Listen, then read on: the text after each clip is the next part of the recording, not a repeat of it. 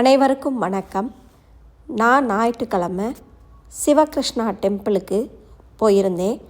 அந்த கோயிலில் துர்க்கை அம்மனை வழிபடுறதுக்காண்டி நான் விளக்கு வாங்கியிருந்தேன். துர்க்கை அம்மன் அப்படின்னு சொன்னாலே வெற்றி தைரியத்தை கொடுக்கக்கூடிய ஒரு தெய்வம். தீய செயல்கள் தீயவர்களை அழிப்பவள்.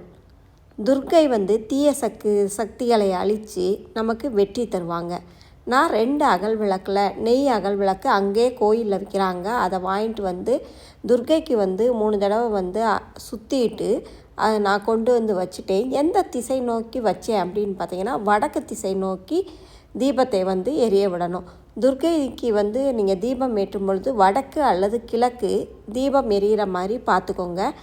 ராகு தோஷத்தால் சிரமப்படுபவர்கள் இந்த துர்க்கையை ஞாயிற்றுக்கிழமை ராகு காலத்தில் விளக்கு ஏற்றலாம். நான் காலையில் தேவார கிளாஸ்க்கு போயிருந்தனால நான் அப்போவே ஏற்றிட்டேன்.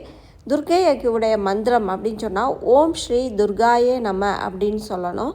திருமண தடை, குழந்தை பாக்கியம், இது எல்லாத்துக்குமே துர்க்கையை வழிபடலாம். உங்களுக்கு இந்த பதிவு பிடிச்சிருந்தா நம்ம சேனலை சப்ஸ்கிரைப் பண்ணிவிட்டு ஒரு லைக் கொடுத்துருங்க. அடுத்த வீடியோவில் பார்க்கலாம். நன்றி, வணக்கம்.